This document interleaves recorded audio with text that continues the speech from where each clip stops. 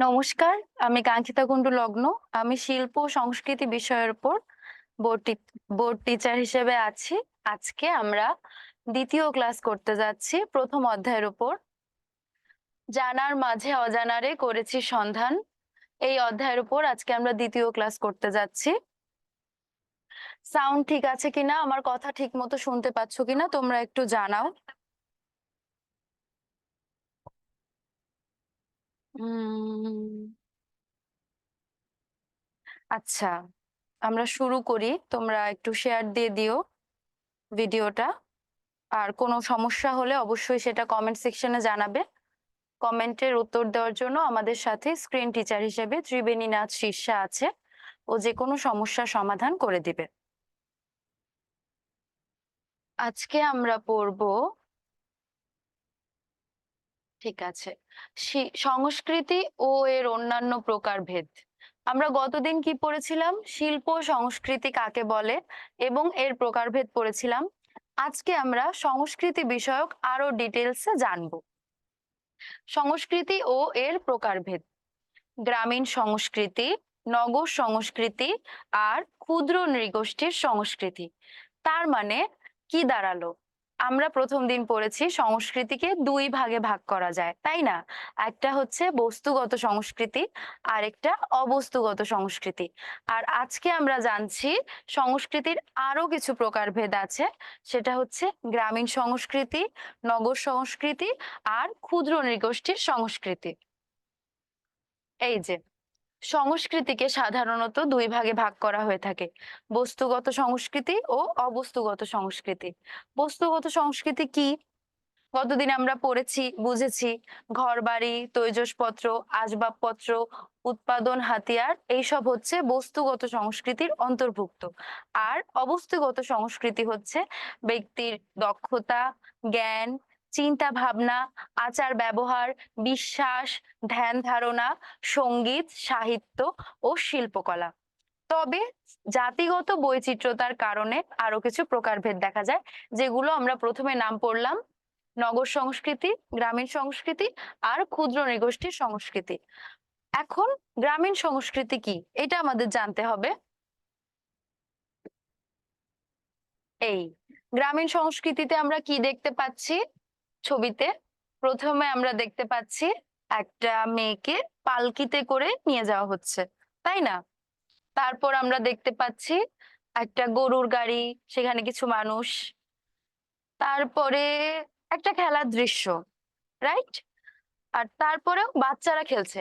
আচ্ছা, এটাতে আমরা বিভিন্ন বয়সের মানুষের খেলাধুলা দেখতে পাচ্ছি। এখানে দেখছি বাচ্চারা খেলছে। এই ৪টা ছবি আমরা দেখতে পাচ্ছি। এই ৪টা ছবি দেখার মাধ্যমে আমরা কি বুঝতে পারছি বলতো? অর্থাৎ গ্রামীণ মানুষের দৈনন্দিন জীবনে ব্যবহৃত যা কিছু আছে, সকল কিছু হচ্ছে গ্রামীণ সংস্কৃতির অন্তর্ভুক্ত। আমরা সংস্কৃতির সংজ্ঞা কি পড়েছি?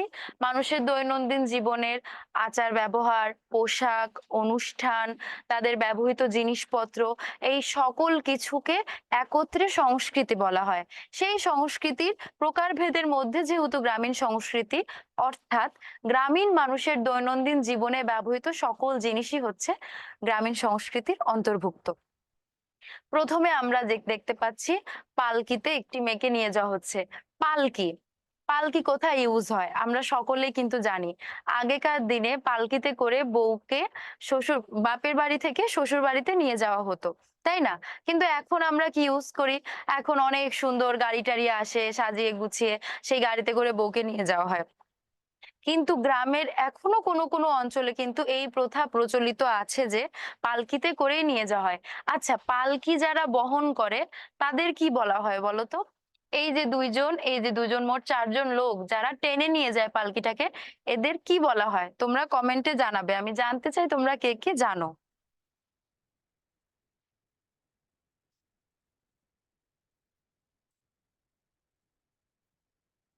নিজে এখন আচ্ছা, দিচ্ছি।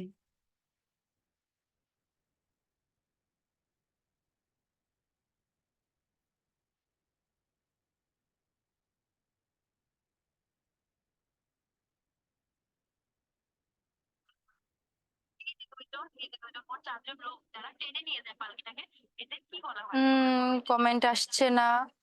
আমরা কেউ জানি না এটা এদের কি বলা হয়। আচ্ছা, এদের বলা হয় বেয়ারা। শুধুমাত্র কিন্তু যারা পালকি টানে তাদেরই বেয়ারা বলা হয়। আজকে অনেকেই কিন্তু অনেক যানবাহন চালায়, যেমন যারা গরুর গাড়ি চালায় তাদের কিন্তু কখনো বেয়ারা বলা হয় না। এই যে আলাদা একেকটা নাম, এই প্রত্যেকটা জিনিস কিন্তু একেকটা সংস্কৃতিকে তুলে ধরে, তাই না? তারপরে মনে করো গরুর গাড়ি। তোমরা কখনো শহরে দেখেছো একটা সাইকেল যাচ্ছে, রিক্সা যাচ্ছে, প্রাইভেট কার যাচ্ছে, পাশ দিয়ে একটা গরুর গাড়ি যাচ্ছে? এরকম কি হয়? না, কিন্তু গরুর গাড়ি কেবল গ্রামের ওই রাঙামাটির পথ ধরেই চলে। ওইখানকার ট্র্যাডিশনই ওইটা। অর্থাৎ এটা আমাদের গ্রামীণ সংস্কৃতির অন্তর্ভুক্ত। আবার এই যে মনে করো বিভিন্ন বয়সের মানুষ খেলছে। এখনকার দিনে কয়টা খোলা মাঠ আমরা পাই? কয়জন একসঙ্গে বিকালে খেলতে বের হয় বলো? গ্রামে কিন্তু এই প্রথা এখনো আছে যে ঠিক বিকেল হলে ভাত ঘুম দেওয়ার পরে মানুষ আড্ডা দিতে বের হয়। পুরুষেরা মাঠে যায়, মহিলারা দেখা যায় যে উঠোনে বসে নানা রকম কাজ করতে করতেই তারা নানা গল্প করে। এভাবে কিন্তু তারা অনেকটা সময় একসাথে পার করে। এগুলোই এখানে বোঝানো হচ্ছে। এখানে সকল ছবি চিত্রিত নেই, কিন্তু এই সকল কিছু কিন্তু গ্রামীণ সংস্কৃতির অন্তর্ভুক্ত, যেটা শহরে আমরা দেখতে পাই না এখনকার মানুষ। এখানে আমরা কি খেলা হচ্ছে বলতো? উম হাডুডু, খুব সম্ভবত এটা হাডুডু খেলা। হাডুডু কিন্তু বাংলাদেশের জাতীয় খেলা, কিন্তু আমরা বেশিরভাগ মানুষ এই খেলাটা খেলতে জানি না। এর কারণ কি? এর কারণ হচ্ছে নগরায়ন। আমাদের এই যে গ্রাম, এই গ্রাম থেকে আস্তে আস্তে শহর গঠিত হচ্ছে, বিভিন্ন বিল্ডিং তৈরি হচ্ছে, খোলা মাঠ থাকছে না, গাছপালা থাকছে না। এই সকল কিছুর কারণে কিন্তু আমাদের ঐতিহ্য, আমাদের সংস্কৃতিগুলো হারিয়ে যাচ্ছে। এই যে এখানে কি লেখা, ঐতিহ্যবাহী গ্রামীণ খেলাগুলি ম্লান হয়ে যাচ্ছে কারণ শিশু এবং কিশোররা সেলফোন, ট্যাবলেট এবং কম্পিউটারের মতো প্রযুক্তির সাথে ক্রমবর্ধমানভাবে জড়িত হচ্ছে। এটা কিন্তু সত্যি কথা। এই যে আমরা সকলে এখন ফোন, কম্পিউটার এগুলোর উপর ডিপেন্ড করি। ইনফ্যাক্ট সেদিন দেখলাম লুডুও খেলা হচ্ছে অ্যাপস এর মাধ্যমে। মানে লুডু, ক্যারাম বোর্ড, চেস, দাবা এই সকল কিছু নাকি ফোনে ব্যবস্থা চলে এসেছে। অথচ এগুলোর বোর্ড আছে, এগুলো আলাদা খেলার নিয়ম আছে। এগুলো সব আস্তে আস্তে উঠে যাচ্ছে। এই যে লুডু খেলা, তারপরে ক্যারাম খেলা, এগুলোও কিন্তু গ্রামীণ সংস্কৃতির অন্তর্ভুক্ত। এগুলো কিন্তু ইনডোর গেমস। হ্যাঁ, ইনডোর গেমস মানে এই যে শহুরে খেলা তা কিন্তু না, এগুলো কিন্তু অবশ্যই গ্রামীণ খেলা। আর এই যে বাইরে যে খেলাগুলো হয় মাঠে, প্রান্তরে, এইগুলো হচ্ছে আউটডোর গেমস। এগুলো তো এখন মানুষ খেলেই না। ইনডোর গেমস তাও যা বা মানুষ ওই ফোনের তাগিদে খেলে। এইগুলো এখন আর চলেই না। কিন্তু এগুলো অবশ্যই আমাদের সংস্কৃতি ধরে রাখা উচিত। গ্রামীণ খেলাধুলা এবং পালকি ও ঘোড়ার গাড়ির মতো যাতায়াতের মাধ্যমগুলি হারিয়ে যাচ্ছে। তার জায়গায় এসেছে আধুনিক যানবাহন, যেমন মাইক্রোবাস এবং বিবাহের জন্য অটোরিকশা। যেটা বললাম, এখনকার কয়টা বিবাহ আছে যেখানে পালকিতে করে বউকে নিয়ে যাওয়া হয়? অথচ আগেকার দিনে কিন্তু এটা একদম কমন ছিল যে বউ পালকিতেই যাবে। কত গানও আছে, তাই না? এরকম পালকিতে বউ চড়ে যায়, সজনীর মন ভরে যায়, এরকম কত গানও আমরা শুনেছি। অর্থাৎ এই যে বিষয়গুলি, এই সকল কিছু গ্রামীণ সংস্কৃতি। আর গ্রামীণ সংস্কৃতি বলতে কি? যে সংস্কৃতি আমাদের দেশের ঐতিহ্য শিল্পকে ধরে আনছে। এর মানে কি দেখো, আদিম যুগে মানুষ কেমন থাকতো? আদিম যুগে কি মানুষ পোশাক আশাক পরতো? না। তারা কিভাবে নিজেদের আবরণ করে রাখতো? তারা গাছের ডাল, গাছের পাতা, সেগুলো এভাবে স্কার্টের মতো বানিয়ে দড়ি দিয়ে বেঁধে যেভাবে হোক নিজেকে আবরণ করে রাখতো। কারণ ঢেকে রাখতে হবে, এভাবে আস্তে আস্তে। আগেকার মানুষ তো তাও করতো না। আস্তে আস্তে যে মানুষের উন্নতিটা, আদিম যুগ থেকে এই যে এই যুগে এসে আমরা পৌঁছেছি, একদিনে তো আসেনি, যুগের পর যুগ থেকে এসেছি। এই বিষয়টার নাম হচ্ছে টোটেম, TOTEM। এই টোটেম বিষয়টা হচ্ছে এই যে যুগের পর যুগ ধরে বাস্তুতন্ত্রের মাধ্যমে আমরা এগিয়ে আসছি, সারভাইভ করছি। আগে মানুষ গাছের পাতা দিয়ে ড্রেস বানাতো, এখন মানুষ সুতা দিয়ে আস্তে আস্তে কত ডিজাইনার ড্রেস হয়, কত রকমের ডিজাইনের ড্রেস হয়। আবার খাবার দাবার দেখো, আগেকার মানুষ হচ্ছে ফলমূল খেয়েই কিন্তু বেঁচে থাকতো, শিকার করতো শিকারী। তারপর সেই শিকারটাকে আস্তে আস্তে মানুষ মনে করলো যে আচ্ছা আমরা আগুন জ্বালাতে পারছি পাথরে পাথর ঘষে, এই আগুনের মধ্যে একটু পুড়িয়ে দেখি মাংসটা। তারপর তারা দেখলো কাঁচা মাংসের থেকে এই পুড়িয়ে পোড়ানো মাংসের টেস্ট বেশি। এভাবে আস্তে আস্তে কিন্তু রান্নার প্রচলন চালু হয়েছে। কোনো কিছুই কিন্তু একদিনে আসেনি, তাই না? অর্থাৎ এগুলো কি, এগুলো অবশ্য ঐতিহ্যের অংশ। ঐতিহ্য, শিল্প, সেখান থেকেই সংস্কৃতির উদ্ভাবন। তাহলে আমরা গ্রামীণ সংস্কৃতি কি বুঝলাম? এই যে আগেকার দিনের যা যা সকল কিছু আমরা সকলে আমাদের দাদু ঠাম্মির কাছে অবশ্যই গল্প শুনেছি। সেই সকল বিষয়, মানুষের ব্যবহৃত দৈনন্দিন জিনিসপত্র সকল কিছু মিলিয়ে গ্রামীণ সংস্কৃতি তৈরি হয়। এবার আমরা দেখব, আচ্ছা, গ্রামীণ বিবাহের উদযাপন, একসময় হাইলা গান এবং প্রাণবন্ত রং গাওয়ার মতো প্রাণবন্ত ঐতিহ্যে ভরা, এখন ডিজিটাল ছবি এবং ভিডিও ধারণের ব্যস্ততায় ছেয়ে গেছে। আচ্ছা, এই বিষয়টা একটু বুঝিয়ে বলি, এটা যেহেতু চিত্রিত নেই। এখানে বলা হয়েছে বিয়ের ভিডিও বা বিয়েতে উদযাপন করা যে সকল উৎসব। দেখো, আগেকার দিনে কিন্তু বিয়েতে এত অনুষ্ঠান ছিল না। এখন যেমন আমরা কত কিছু করি, সঙ্গীত, মেহেন্দি, তারপরে রিসিপশন, এগুলো কিন্তু আগে ছিল না। আগে কি ছিল? শুধুমাত্র গায়ে হলুদ। গায়ে হলুদ বলতে, আচ্ছা, গায়ে হলুদ কেন দেওয়া হয় বলো তো? আমরা তো গায়ে মানে কত কিছু ইউজ করি, যারা স্কিন কেয়ার করি আর কি। মনে করো গায়ে চন্দন বা উম কোনো কিছু একটা বেটে দিলাম, ডাল বাটা, সামথিং এলস। এগুলো কি আমরা কখনো বলি? আমরা কি বলি? গায়ে হলুদ কেন? হলুদটাকে বলা হয় রূপ বৃদ্ধির একটা অংশ। হলুদ দিলে আহ চেহারার জেল্লা বাড়ে, আরো অনেক কিছু। এটা কিন্তু একটা ঐতিহ্যের অংশ আমাদের। আমরা তো অনেক কিছুই মাখি মুখে, কিন্তু হলুদটাকে কেন কোট করা হয়? এর কারণ হচ্ছে হলুদ, অনেক আগে মানুষের তো এত স্কিন কেয়ার প্রোডাক্ট ছিল না। তখন হলুদ বা চন্দন বেটেই মানুষ স্কিন কেয়ার করতো। হলুদটাকে একটা পবিত্র উজ্জ্বলতার প্রতীক হিসেবে ধরা হয়। এই কারণে কনে, যেহেতু কনে, তার আজ বিয়ে, বিয়ের দিন একটা মেয়েকে যাতে অনেক সুন্দর লাগে, একটা ছেলেকে যাতে অনেক সুন্দর লাগে, সবার থেকে আলাদা লাগে, এই কারণে কিন্তু গায়ে হলুদ ছোঁয়ানো হয়। এটা একটা প্রতীক হিসেবে ইউজ করা হয়, কিন্তু এর মূল বিষয়টা কিন্তু এই যে সংস্কৃতি, যুগের পর যুগ ধরে চলে আসছে। আমরা এই ট্রেন্ডটাকে বজায় রেখেছি। হ্যাঁ, এখন হয়তো আমরা এর সাথে আরো কিছু যুক্ত করেছি। আগে শুধু গায়ে হলুদ দেওয়া হতো, এখন হলুদের সঙ্গে ম্যাচিং মানুষ ব্লাউজ, শাড়ি, গয়না, ফুলের গয়না পরে অনেকে। তারপরে হচ্ছে নাচ গান, আরো কত অনুষ্ঠান হয়। আগে কিন্তু এরকম ছিল না। এখন কি হয়? এখন সিনেমার গান বাজিয়ে আমরা সাউন্ড বক্স এনে কত রকম লাইটিং টাইটিং করে এই ধরনের বিয়ে হয়। যার বিয়ে যত জাঁকজমকপূর্ণ, তার বিয়ে তত সুন্দর, এরকম একটা বিষয়। কিন্তু আগে কেমন ছিল? আগে গ্রামের বিয়ে যারা তোমরা দেখেছো, বিভিন্ন রঙের কাগজ কেটে কেটে হাত দিয়ে কাগজ কেটে এরকম ভাবে ত্রিভুজ আকৃতির করে এরকম প্যান্ডেল করা হতো। তারপরে ছাদনাতলা করা হতো। কলা গাছ, হিন্দু বিয়ের রীতি অনুসারে বা মুসলিম বিয়ের রীতি অনুসারে কি হতো, পাশাপাশি বসানো হতো। খুবই সিম্পল নমিনাল বিয়ে হতো, কিন্তু গান বাজনা যে হতো, মহিলারা, গ্রামের মহিলারা গীত গাইতো। গীত কোথা থেকে এসেছে? গীত আর গান কিন্তু এক না। গীত হচ্ছে তালে তালে ছন্দের মাধ্যমে যে গান গাওয়া হয় একসাথে। গান যেমন আজকে আমি মনে করো গাইলাম যে যে কোনো গান, উম ধরো কি গান, যেকোনো রবীন্দ্রসঙ্গীত, আমার হিয়ার মাঝে লুকিয়েছিলে, এইটা একটা গান।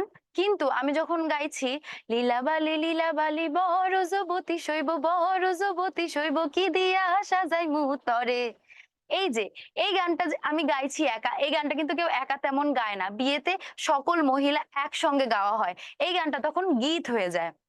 তার মানে বুঝতে পারছো, যখন আমি একা গান গাইছি তখন সেটা গান, আর যখন সকলে দলবদ্ধভাবে সমবেত কণ্ঠে গাইছে তখন সেটাকে বলা হয় গীত। বিয়ের কত গীত আছে আমরা, হলুদ বাটো, মেহেন্দি বাটো, তারপর হচ্ছে সাজো সুন্দরী কন্যা, কত রকম গান আমরা সকলেই কিন্তু শুনেছি। এই গানগুলো আগে করা হতো, মহিলারা এভাবে আট পরে করে শাড়ি পরে একসঙ্গে হাতে তালি দিয়ে ধামাইল নৃত্যের মতো এই গীত গাইতো। এগুলো কিন্তু আমাদের ট্রেন্ড, আমাদের ঐতিহ্য, গ্রামীণ সংস্কৃতির অংশ। এখন কিন্তু সেগুলো হয়, হয়তো লিরাবালি গানেও আমরা নাচছি, কিন্তু রেকর্ডেড মিউজিক, সাউন্ড বক্স, আরো নানা হচ্ছে বিট মিউজিক বসানো হয়, নানাভাবে রিমিক্স করা হয়, ম্যাশআপে আমরা নাচি। কিন্তু দেখো, আমরা কিন্তু সেই সূত্রটা ধরে এগিয়েছি, ওই গানগুলোই আমরা ইউজ করি, গায়ে হলুদ এখনো হয়, এখন লেখা হয় এ অমুকের হলুদ সন্ধ্যা, আরো বড় ভাবে করি, কিন্তু ট্রেন্ডটা তো আমরা বজায় রেখেছি। কিন্তু এগুলো পেয়েছি কোথা থেকে? এই যে আগেকার যুগ থেকে। তেমন ধরো, এই যে লেখা আছে, এখন ডিজিটাল ছবি এবং ভিডিও ধারণের ব্যস্ততায় ছেয়ে গেছে। তার মানে কি? আগেকার দিনে কি ক্যামেরা ছিল? আগেকার দিনের মানুষ কি বিয়ে করতো না? করতো তো। এখন এমন একটা বিষয় হচ্ছে, মানুষ বিয়েই করে ছবি তোলার জন্য। ট্রেন্ড, কিছু বলার নেই। কিন্তু এগুলো কিন্তু আগে ছিল না। এই যে ছবি ধারণ করা, ভিডিও করা, এই সকল বিষয় মানুষের স্মৃতিতেই থাকতো কেবল। এখন স্মৃতি ধরে রাখার জন্য অবশ্যই এগুলো যে নিষেধ বা অনুচিত, কখনোই না, সবকিছুই দরকার আছে জীবনে।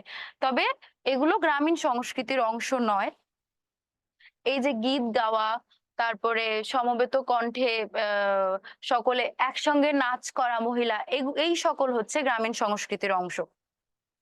হাতে লেখা প্রেমপত্র এবং রোমান্টিক অঙ্গভঙ্গির যুগ ডিজিটাল যোগাযোগের দ্বারা প্রতিস্থাপিত হচ্ছে।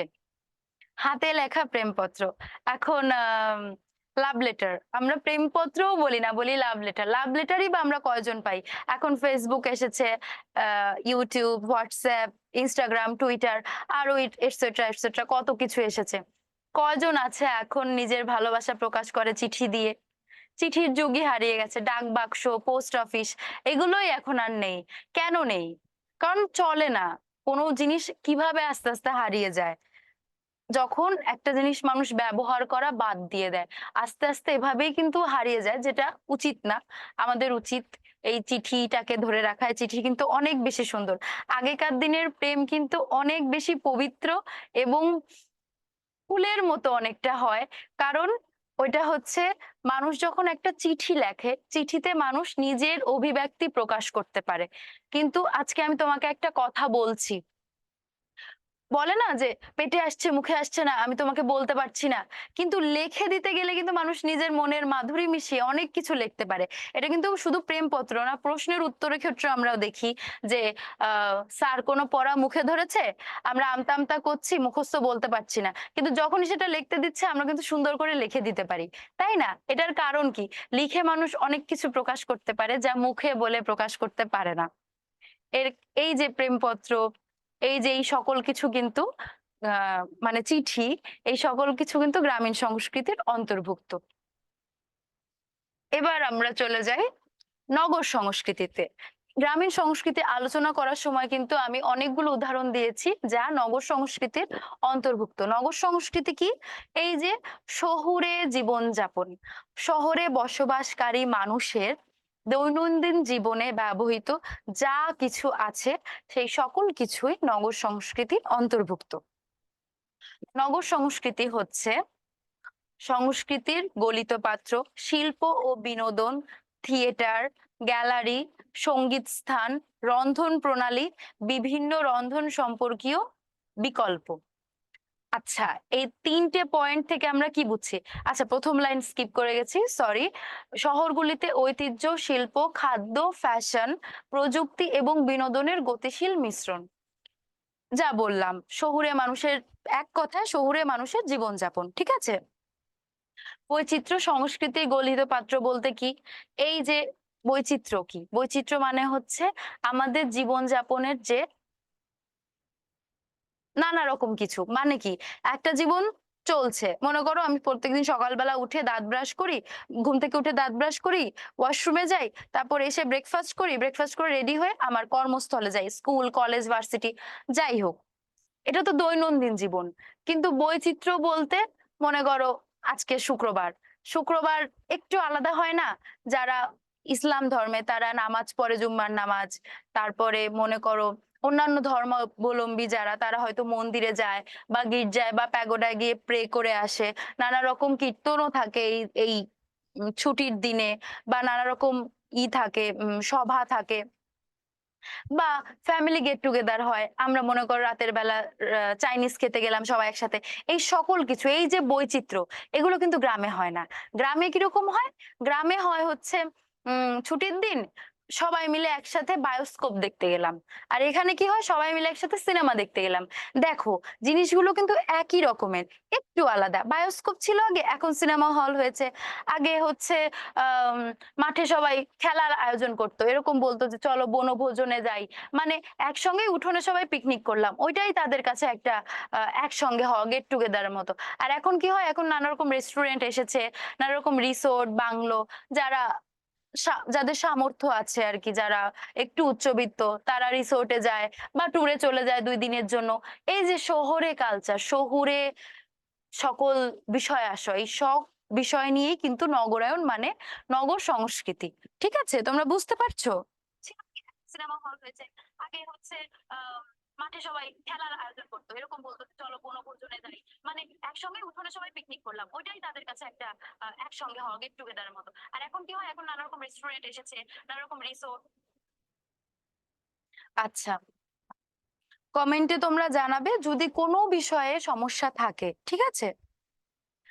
এবার হচ্ছে আম শিল্প ও বিনোদন মানে হচ্ছে থিয়েটার, গ্যালারি, সঙ্গীত স্থান। এর মানেটা কি? থিয়েটার, থিয়েটার কি বলতো? থিয়েটার হচ্ছে একটি সরাসরি যোগাযোগ ব্যবস্থা। এর মানে কি বুঝলে না? থিয়েটার মানে হচ্ছে উম মনে করো এই যে আমি তোমাদের সামনে কথা বলছি, তোমরা শুনতে পাচ্ছ, কিন্তু এটা কিন্তু ক্যামেরার ওপাশ থেকে, মানে তোমরা অনলাইনে দেখতে পাচ্ছ লাইভে, কিন্তু অনলাইনে দেখতে পাচ্ছ ক্যামেরার ওপাশ থেকে। এইটা কিন্তু থিয়েটার না। থিয়েটার বলতে বোঝায় সরাসরি দর্শক এবং অ্যাক্ট্রেসদের যে কানেকশন। মানে আমি মনে করো এই মঞ্চে কোনো একটা অভিনয় করছি বা নাচ করছি বা গান করছি, সেইটা তোমরা সামনাসামনি বসে যখন দেখছো, শুনছো, অনুভব করছো এবং তোমরা প্রতিক্রিয়া দেখাচ্ছ। এই যে আমরা মনে করো কোনো অনুষ্ঠানে গেলে একটা পারফরমেন্স শেষ হলে কি করি? হাততালি দিই। এই যে হাততালি দিলাম অর্থাৎ প্রতিক্রিয়া। অভিনেতার অভিনয় দেখে আমরা যে প্রতিক্রিয়া দেখালাম, এই এই যে ত্রিমাত্রিক একটা কানেকশন তৈরি হলো অভিনেতা এবং দর্শক এবং ওই মঞ্চের সাথে, ওই জায়গাটা পুরোটা নিয়ে, এই পুরো বিষয়টাকে একত্রে থিয়েটার বলে। সরাসরি যে বিষয়টা, সরাসরি যোগাযোগ ব্যবস্থা।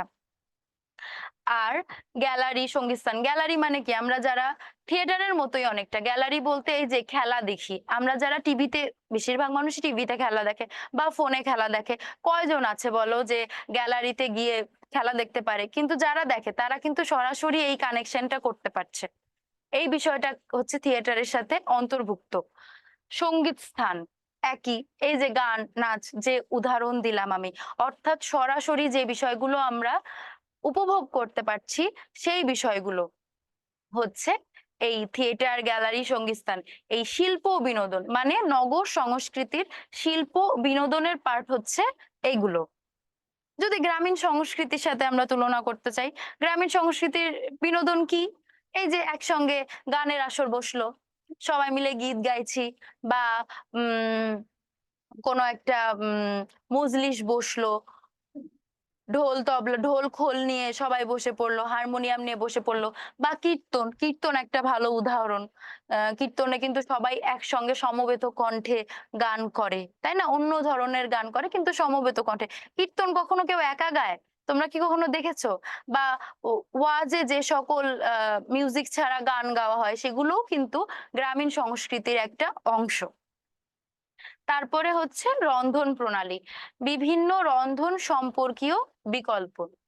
এইটা মানে কি বুঝিয়েছে বলতো? এই যে রান্না, রান্নার বিষয়। গ্রামে কি হয়? গ্রামে একসঙ্গে সবাই রান্না করে বা আলাদা আলাদা রান্না করলেও কেমন কালচার ছিল আগে বলো? যে আমি আজকে এই পাড়ায় একটা কিছু রান্না হচ্ছে, আমি পাশের বাড়ি যাই দিয়ে আসলাম। পাশাপাশি সবকিছু হতো। কিন্তু এখন এত বড় বড় উঁচু উঁচু বিল্ডিং, মানুষ ফ্ল্যাটে ভাড়া থাকে। এখন এগুলোর ট্রেন্ড কিন্তু হারিয়ে যাচ্ছে। এখন কয়জন আছে যে আজকে আমার বাড়িতে ভালো মাংস রান্না হয়েছে, যাই আমি ওই বাড়িতে গিয়ে দিয়ে আসি? কয়টা বাড়িতে হয়? হয়তো কেউ কেউ করে, আমি বলছি না একদমই হারিয়ে গেছে, কিন্তু খুব কম, আস্তে আস্তে কিন্তু কমে আসছে। গ্রামে কিন্তু এই জিনিসটা অনেক বেশি হয়। গ্রামে সামান্য একটা ভালো পদ রান্না হলেও মানুষ সবাইকে নিয়ে একসঙ্গে খেতে বসে। এই যে বিষয়গুলো, এই বিষয়গুলো বুঝিয়েছে হচ্ছে রন্ধন প্রণালীর ক্ষেত্রে শহুরে কালচারে। তারপরে আমরা কি দেখি? আচ্ছা, ফ্যাশন। ফ্যাশন কি? ট্রেন্ড সেটিং এবং স্বপ্রকাশ, প্রযুক্তি এবং উদ্ভাবন, অধিক অগ্রগামী, নাইট লাইফ, প্রাণবন্ত সামাজিক দৃশ্য, পাবলিক স্পেস, পার্ক, প্লাজা, পরিবহনে ভালো উন্নত যোগাযোগ ব্যবস্থা, সম্প্রদায়ের ব্যস্ততা, ইভেন্ট, উৎসবগুলি সংযোগ বৃদ্ধি করে। আচ্ছা, প্রথমে আমরা এই নগর সংস্কৃতির, আচ্ছা এই চিত্রটা তো দেখিনি, এই চিত্রে আমরা কি কি দেখতে পাচ্ছি? এটা একটা জায়গা, এখানে দেখো নানা রকম পোস্টার দেওয়া, এই যে ফোনের, ভিভো, আরো কত কিছু। তারপরে দেখতে পাচ্ছি এখানে একটা শাপলা স্কয়ার লেখা, এখানে অটোরিকশা, বাইক, রিক্সা, নানা রকম পোস্টার, বিল্ডিং, ব্যাংকের একটা এনসিসি ব্যাংকের একটা দেখতে পাচ্ছি। আচ্ছা, আর অনেক মানুষজন। এটা একটা শহরের দৃশ্য, রাইট? এই দৃশ্য থেকে আমরা কি নিতে পারি? এখানে পয়েন্ট করে দেখো লেখা আছে ফ্যাশন। ফ্যাশনের মধ্যে লেখা আছে ট্রেন্ড সেটিং এবং স্বপ্রকাশ। ট্রেন্ড সেটিং এবং স্বপ্রকাশ কি জিনিস? মানে হচ্ছে ট্রেন্ড, এই যে এতক্ষণ আমি ট্রেডিশন, ট্রেন্ড নিয়ে কথা বলছিলাম, শহুরে জামা কাপড় আর গ্রামীণ জামা কাপড় কি এক? একটু কিন্তু পার্থক্য আছে। এখন তোমরা বলতে পারো যে হ্যাঁ, শহরেও মানুষ থ্রি পিস পরে, মেয়েরা প্যান্ট শার্ট পরে, আবার গ্রামেও তো পরে। এখানে সেটা বোঝানো হয়নি, কমন বিষয়গুলো না, যেগুলো একটু আলাদা সেগুলো। আজকে গ্রামে মনে করো আমি বেড়াতে গেছি, গ্রামে গিয়ে কি আমি কখনো শর্ট স্কার্ট টপ পরে ঘুরে বেড়াতে পারবো? না, কিন্তু এটা চোখে লাগবে। কারণ কি? এটা ওই সংস্কৃতির অংশ না। এরকম না এটা পরা, গ্রামে ওয়েস্টার্ন ড্রেস পরা নিষেধ, শহরে গ্রামীণ ড্রেস পরা নিষেধ, এরকম কিন্তু না বিষয়টা। বিষয়টা আমি বলছি পার্থক্যটা শুধুমাত্র গ্রামীণ আর নগর সংস্কৃতি আলাদা করার জন্য। এই যে ট্রেন্ড সেটিং মানে ট্রেন্ড অনুযায়ী শুধু পোশাক নয়, খাবার দাবার, তারপরে হচ্ছে আমাদের আচার ব্যবহার,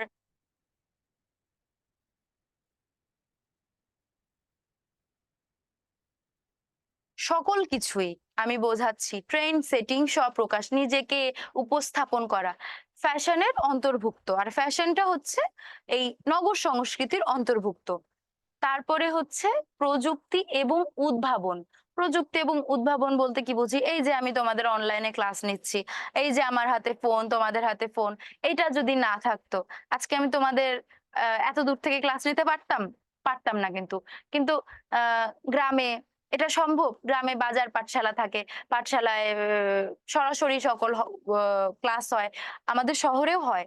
কিন্তু এখনো গ্রামের নানা প্রত্যন্ত অঞ্চলে কিন্তু এই অনলাইন, এই নেটওয়ার্ক, এই বিষয়গুলো পৌঁছায় নেই। আস্তে আস্তে পৌঁছে যাবে। কিন্তু যেহেতু এটা শহুরে কালচার, তাই এটা গ্রামীণ সংস্কৃতি থেকে অবশ্যই আলাদা। এই যে প্রযুক্তি নির্ভর সমাজ আমাদের, এই সকল কিছু হচ্ছে নগর সংস্কৃতির অন্তর্ভুক্ত। তারপরে দেখতে পাই আমরা নাইট লাইফ। নাইট লাইফ বলতে কি? গ্রামে রাত ৮টা থেকে ৯টার মধ্যে সকল কিছু বন্ধ হয়ে যায়। এটা কি তোমরা জানো? সবকিছু ৮টা থেকে ৯টার মধ্যে যারা কাজ করে খায়, দোকান চালায়, তারাও ইনফ্যাক্ট বাড়ি গিয়ে খেয়ে-দেয়ে ঘুমিয়ে পড়ে। একদম ভোরে ওঠে। মাঝে, মাঝে তারা সূর্য ওঠার আগে ওঠে। কিন্তু শহরে নাইট লাইফ বলতে কি? এই যে বিভিন্ন রেস্টুরেন্ট, তারপরে ক্লাব, বিভিন্ন হচ্ছে যারা আছে ওই যে রেস খেলে, গেম বড়, বড়, অর্থাৎ প্রযুক্তি নির্ভর যত রকম গেম আছে, যত রকম আ আবার পার্লার বলো, অনেক কিছু তো রাত্রে খোলা থাকে। এখনকার মানুষ দিনে অনেক বেশি ব্যস্ত থাকে কর্মসংস্থানের জন্য। আর রাতে তারা তাদের দৈনন্দিন জীবনের কাজগুলো করে। এই সকল কিছু কিন্তু নাইট লাইফ এর অংশ। আজকে মনে করো আমাদের বাবা প্রতিদিন অফিস করে। তার মানে আমরা সকলে একসাথে খাইতে চাইলে আমাদের রাতেই সময়। আমরা রাতে সকলে একসাথে রেস্টুরেন্টে খাইতে গেলাম। এই বিষয়টা কিন্তু কখনো গ্রামে সম্ভব না। অর্থাৎ এটা নগর সংস্কৃতির অন্তর্ভুক্ত। বুঝতে পারছো তোমরা আমার কথা? যে কোনো প্রশ্ন থাকলে করতে পারো।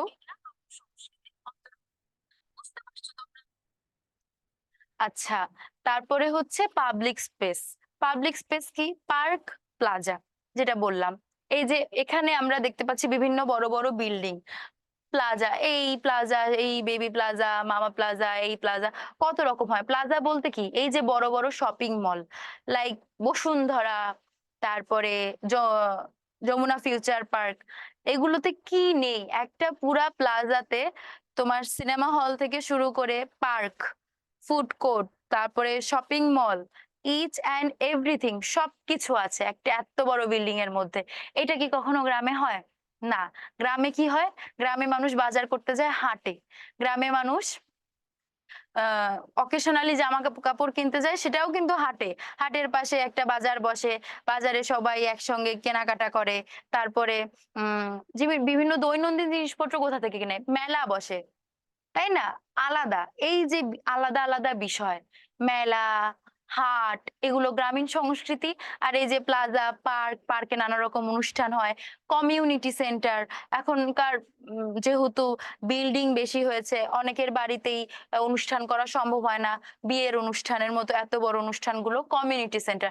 এগুলো অবশ্যই অনেক সুবিধা দিয়েছে আমাদের। তবে এতে গ্রামীণ সংস্কৃতি আমাদের থেকে হারিয়ে যাচ্ছে। এই সকল বিষয় হচ্ছে নগর সংস্কৃতির অন্তর্ভুক্ত। এরপরে আমরা কি দেখতে পাই? পরিবহন, ভালো উন্নত যোগাযোগ ব্যবস্থা। পরিবহন, এই যে যে ছবিতে আমরা দেখতে পাচ্ছি, বাইক, অটোরিকশা, এই সকল বিষয়। ইঞ্জিন চালিত রিক্সা, এখন ইঞ্জিন চালিত ভ্যান বেরিয়েছে। গ্রামে কিন্তু ইঞ্জিনের ব্যবহার এখনো কিছু কিছু গ্রামে শুরু হয়েছে হয়তো, তবে বেশিরভাগ গ্রামে শুরু হয়নি। গরুর গাড়ি আস্তে আস্তে হারিয়ে যাচ্ছে ঠিক, কিন্তু গরুর গাড়ি একটি গ্রামীণ সংস্কৃতি। আর এই যে বাইক, রিক্সা, মানুষের তৈরি যানবাহন, এই সকল কিছু কিন্তু শহুরে সংস্কৃতির অন্তর্ভুক্ত। আজকে নৌকা, নৌকা কিন্তু শহরের নদীতেও চলে, কিন্তু নৌকা কিন্তু একটা গ্রামীণ সংস্কৃতির অংশ। অর্থাৎ আমরা ছোটবেলা থেকে যে সকল গল্প শুনে এসেছি, গ্রামে যেগুলো হয়, শহরে যেগুলো হয়, এগুলো তো আমরা বুঝতেই পারি, তাই না? তো সেগুলো খাতায় লেখার সময় একটু বুঝিয়ে লিখলেই হবে, আমরা সকল প্রশ্নের উত্তর দিতে পারবো। এই বইটা দেখো তোমরা, এই বইয়ে কিন্তু অনেক কিছু আছে, ছবির মাধ্যমে হোক, নানাভাবে আমাদের যে জীবনের ধারা, এগুলো কিন্তু সুন্দরভাবে বুঝিয়ে দেওয়া আছে। এই বইটা তোমরা অবশ্যই ভালো করে পড়বে। তারপরে আছে সম্প্রদায়ের ব্যস্ততা। ইভেন্ট, উৎসবগুলি সংযোগ বৃদ্ধি করে, যেটা বললাম সম্প্রদায়ের ব্যস্ততা। কমিউনিটি সেন্টারে মানুষের বিয়ে হয়, কমিউনিটি সেন্টারে কিন্তু যে কোনো ধর্মের মানুষের বিয়ে হয়। কিন্তু আজকে যে কোনো বাড়িতে কিন্তু সব রকম অনুষ্ঠানের অ্যারেঞ্জমেন্ট করা সম্ভব না, তাই না বলো?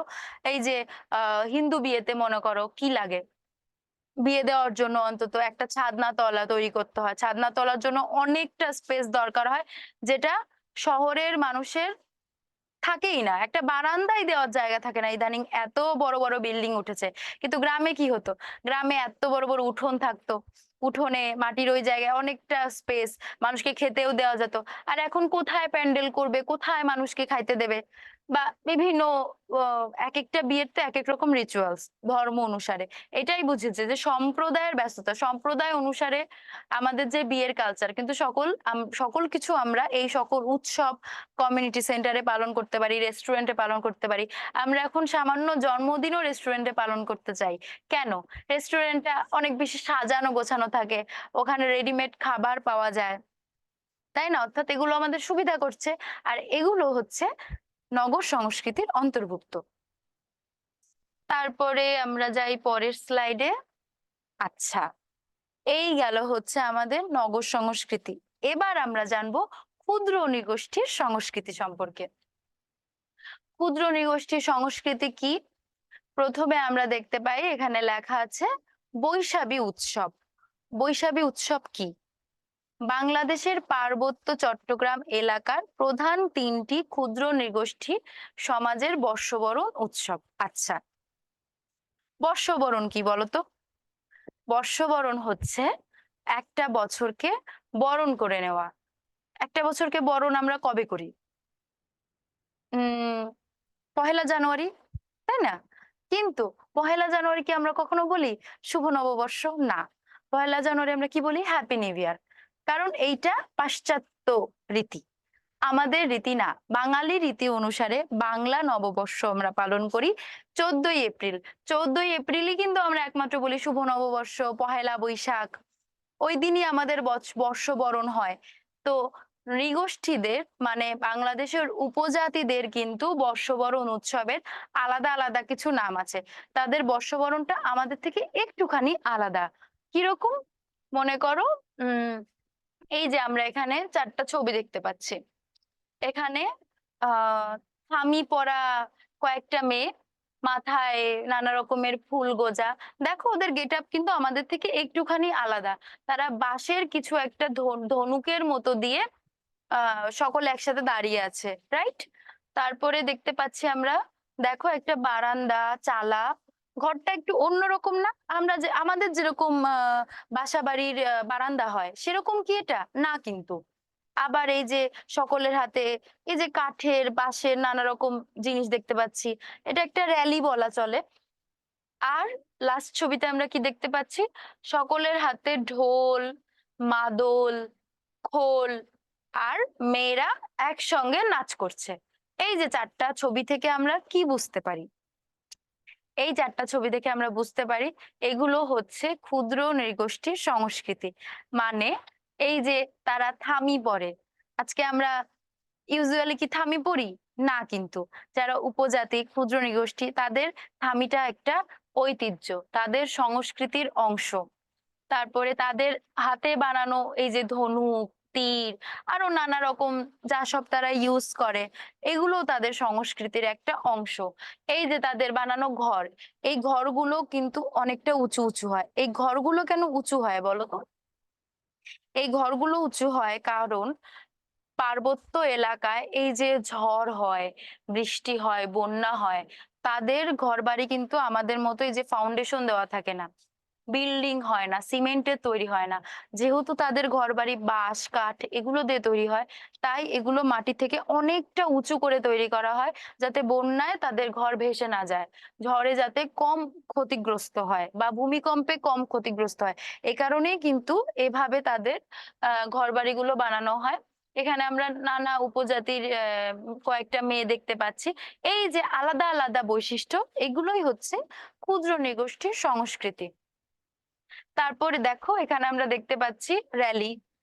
আমাদের র‍্যালি কেমন হয়? আমরা যদি মনে করি আমাদের পহেলা বৈশাখের দিন আমরা কিভাবে র‍্যালি করি?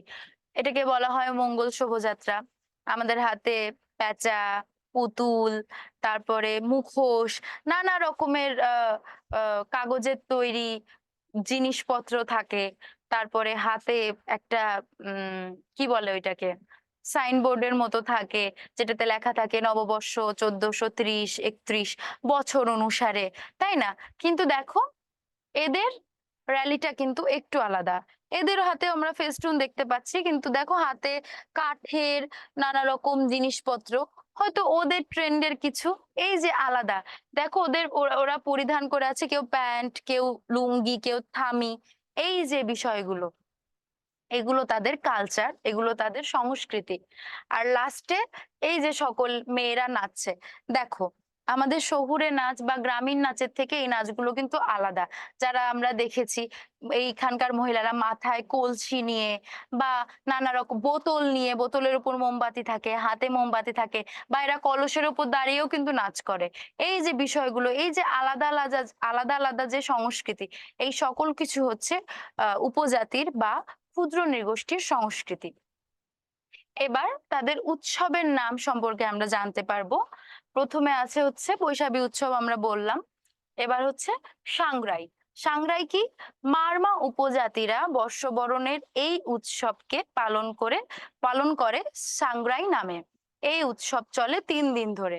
অর্থাৎ আমরা যেটাকে পহেলা বৈশাখ শুভ নববর্ষ বলছি, সেটাকে মারমা উপজাতিরা পালন করে 3 দিন ব্যাপী। তারা এই বর্ষবরণটাকে পহেলা বৈশাখ বা নববর্ষ বলে না, তারা বলে তাদের সাংগ্রাই উৎসব। তারপরে হয় হচ্ছে পানি উৎসব। পানি উৎসবটি প্রতি এলাকাতেই কম বেশি জনপ্রিয়। পানি উৎসব কিন্তু চাকমা, মারমা, সাঁওতাল, তঞ্চঙ্গা, নেকোলা অনেক অনেক উপজাতি পালন করে। এটা ইন্ডিভিজুয়াল কিছু না, কিন্তু এটা অবশ্যই ক্ষুদ্র নৃগোষ্ঠীর একটা সংস্কৃতি, এটা তাদের উৎসব, এটা কিন্তু আমরা যারা তারা পালন করি না। এটিও বৈশাখী উৎসবেরই একটি অংশ। এই উৎসবে উপজাতিরা সবাই সবার দিকে পানি ছুঁড়ে উল্লাসে মেতে ওঠেন, যেন গত বছরের সকল দুঃখ পাপ দূর হয়ে যায়। আচ্ছা, আমরা আমাদের নববর্ষের দিন কি গান গাই বলো তো? আমরা গাই, এসো হে বৈশাখ এসো এসো, তাপস নিঃশ্বাস বায়ে, মুমূর্ষুরে দায়ে, বৎসরের আবর্জনা দূর হয়ে যাক যাক যাক, এসো এসো, এসো হে বৈশাখ এসো এসো, মুছে যাক গ্লানি মুছে যাক জরা, অগ্নি স্নানে শুচি হোক ধরা, রসেরও আবেশ রাশি শুষ্ক করে দাওয়াসি, আনো আনো আনো তব প্রলয়ের শাক, আনো আনো আনো তব প্রলয়ের শাক, মায়ের কুচ্ছটি যাক যাক দূরে যাক যাক যাক, এসো এসো, এসো হে বৈশাখ এসো এসো। দেখো, এই যে আমি গানটা গাইলাম, এই গানটা কিন্তু শুধু গান না। এসো হে বৈশাখ এসো এসো, তাপস নিঃশ্বাস বায়ে, মুমূর্ষ হৃদয় উড়ায়ে, বৎসরের সকল আবর্জনা দূর হয়ে যাক যাক যাক। মানে কি, আমরা গত বছরে যা স্মৃতি ছিল আমাদের, যা দুঃখের স্মৃতি, যা দুঃসংবাদ, যা ভুল ত্রুটি ছিল, এটাকে আমরা বলছি বৎসরের সকল আবর্জনা দূর হয়ে যাক যাক যাক। গানের মাধ্যমে আমরা পালন করছি, এই গানটা গায়ে আমরা মঙ্গল শোভাযাত্রা করছি। কেন? আমরা সকলেই চাই একটা বছর সুন্দর হোক, সুন্দরভাবে গড়ে উঠুক। আমরা বর্ষবরণের দিন কি করি? হালখাতা কেন করে? হালখাতা মানে হচ্ছে সকল ধার দেনা এই দিন যেন মিটিয়ে দেওয়া হয়। মানে আগেকার সকল ঋণ, সকল খারাপ স্মৃতি, সকল মনে করো দেনা পাওনা যাতে মিটে যায়। এই সকল কিছু কেন করে? আমরা সকলেই নতুন বছরটাকে নতুন ভাবে শুরু করতে চাই। নতুন বছর বলতে কি? নতুন কিছু, নতুন কিছু শুরু হোক। তো ক্ষুদ্র নৃগোষ্ঠীরাও তো তাই, একই, কিন্তু ওরা এটাকে অন্য নামে বলে। তাদের গান কিন্তু আলাদা হয়। তারা হচ্ছে বিজু উৎসব পালন করে, তারপরে এই যে পানি উৎসব, পানি উৎসবে তারা কি করে জানো? যারা তোমাদের যারা হচ্ছে ট্রাইবাল ফ্রেন্ডস আছে, তোমরা হয়তো জানো কেউ কেউ, আবার অনেকেই জানো না। বড় হলে অবশ্যই তোমাদের জীবনে কোনো না কোনো ট্রাইবাল ফ্রেন্ডস আসবেই। তাদের থেকে তোমরা দেখতে পাবে তারা এই দিন ভোরবেলা ওঠে, ভোরবেলা উঠে তারা পান সুপারি ফুল হাতে নিয়ে পানিতে ভাসায়, পানিতে ভাসিয়ে তারা প্রে করে যেন বছরের সকল এই গত বছরের সকল দুঃস্মৃতি দুঃখ পাপ দূর হয়ে যেন নতুন কিছু তারা শুরু করতে পারে। এরপরে তারা একসাথে থামি পরে, সেজে গুজে উৎসব করে, গান নাচের মাধ্যমে পানি খেলে, একজন একজনের দিকে পানি ছুঁড়ে মারে, অনেক মজা করে, অনেক রকমের উৎসব কিন্তু হয়। এটাকে বলে পানি খেলা। এই জিনিসটা কিন্তু আমরা করি না, কিন্তু আমরা বর্ষবরণ কিভাবে করি? পান্তা ইলিশ, লাল সাদা শাড়ি, তারপরে ছেলেরা গামছা পরে, নানা রকম গানে আমরা নাচ করি, গান করি, উৎসব করি। সারাদিনটা আমরা কেন ভালো করে কাটাই বলতো? আমরা কি আজকে চাইলেই বলি যে এই আজকে আমরা নববর্ষ পালন করব, নতুন বছর তো পড়েই গেছে, চল আমরা শাড়ি টাড়ি পরে নেচে আসি। এটা কি কখনো হয়? না কিন্তু। ওই একটা নির্দিষ্ট দিনেই আমরা কেন করি? যেন আমরা বিশ্বাস করি যে বছরের প্রথম দিন আমরা যা করি সারা বছরটা যেন তেমন থাকে। বছরের প্রথম দিন যদি আমরা আনন্দে কাটাই, অবশ্যই আমাদের বিশ্বাস হয় যে আমাদের পুরো বছরটাও এরকম সুন্দর আনন্দ স্মৃতিময় হয়ে থাকবে, সুন্দর যাবে। এই কারণে আমরা এই উৎসবগুলো করি, তাই না? তারপরে আমরা দেখতে পাই বাহা উৎসব। বাহা উৎসব কি? বাহা পরব বা বাহা উৎসব হলো সাঁওতাল আদিবাসীদের দ্বারা পালিত একটি উৎসব। সাঁওতালি ভাষায় বাহা মানে হচ্ছে ফুল। বাহা মানে তাহলে কি? এটা কিন্তু আমাদের জানা উচিত, ফুল। বাহা পরবে অর্থাৎ ফুল উৎসবে, বাহা উৎসবকে আমরা ফুল উৎসবও বলতে পারি, আরেকটা নাম। পুরুষ, মহিলা ও শিশুরা ঐতিহ্যবাহী পোশাকে সজ্জিত হয়। এই যে তারা তাদের থামি পরে এতে তাদের কিন্তু ট্র্যাডিশনাল ড্রেস, খোঁপায় ফুল বাঁধে। এই যে আমরা ১ম দৃশ্যতে বা শেষ দৃশ্যতে দেখতে পাই। এর ২য় দৃশ্যতেও আছে। দেখো মাথায় গামছার মতো কি যেন বাঁধা। এই যে তাদের নানা রকম কালচার, তাই না? সাঁওতালরা মেইনলি বাহা উৎসব পালন করে। তাহলে আমরা এর আগে কি জানলাম? এর আগে আমরা জানলাম হচ্ছে সাংগ্রাই। সাংগ্রাই কারা পালন করে? মারমারা। পানি উৎসব সকল উপজাতিরা। আর বাহা উৎসব হচ্ছে সাঁওতালরা। ঠিক আছে? তারপরে আর কি আছে? কারাম উৎসব। কারাম উৎসবটা কি? কারাম নামের গাছের ডাল কেটে বিভিন্ন প্রাচীন প্রথা মান্য করে এই উৎসব করা হয় বলে এর নাম কারাম উৎসব। আচ্ছা, আমরা কিন্তু জানি যে আমাদের দেশ অনুসারে বেশিরভাগ উপজাতিরা বৌদ্ধ ধর্মাবলম্বী বা প্রকৃতি পূজারী, তাই না? প্রকৃতি পূজারী বলতে কি বোঝায় বলতো? প্রকৃতি পূজারী বলতে বোঝায় প্রকৃতি থেকে আগত যে বিষয়গুলো তারা বিশ্বাস করে আহ আধ্যাত্মিক শক্তি রূপে। যেমন মনে করো তারা একটা কোনো গাছকে পূজা করে। কেন করে? হয়তো এই গাছটা থেকে তারা অনেক উপকার পায়। তারা বিশ্বাস করে এই গাছটাকে পুজো করলে তাদের মঙ্গল হবে, তাদের সমাজের মঙ্গল হবে। এই যে সংস্কৃতি, এই যে ট্র্যাডিশন, তাই না? এরকম একটা উৎসব হচ্ছে কারাম উৎসব। সেটা হচ্ছে একটা নির্দিষ্ট গাছের ডাল কেটে সেই ডালটাকে পুজো করে বিভিন্ন প্রথা অনুযায়ী একটা উৎসবের আহ মাতম তৈরি হয়। এটা হচ্ছে কারাম উৎসব। তারপরে কি? আচ্ছা, আমরা লাস্ট স্লাইডে পরে যাই। অর্থাৎ কি দাঁড়ালো?